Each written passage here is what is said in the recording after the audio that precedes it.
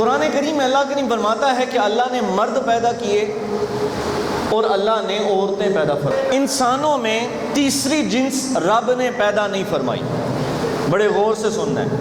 رب فرماتا ہے میں نے مرد پیدا کیے اور تیسری جنس رب نے پیدا، لیکن انسانوں نے کہا کہ نہیں، ایک ٹرانسجینڈر تیسری جنس ہے.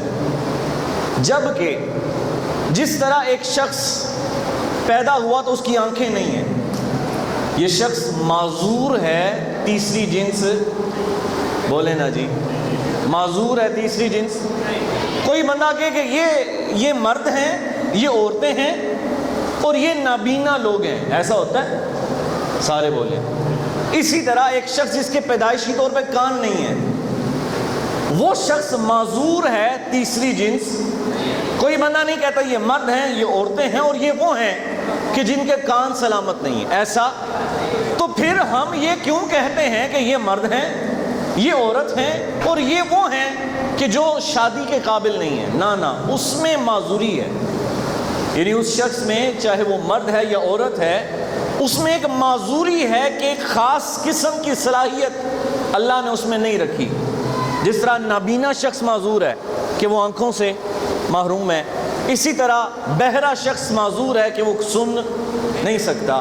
اسی طرح یہ جو تیسری جنس ہمارے ہاں پھیلائی گئی، اس کا اسلام میں تصور نہیں ہے. بلکہ اسلام کہتا ہے اس قسم کے جتنے بھی افراد ہیں ان کو دیکھا جائے گا، یا تو وہ عورت کے لحاظ سے قریب ہوں گے یا مرد کے لحاظ سے قریب ہوں گے.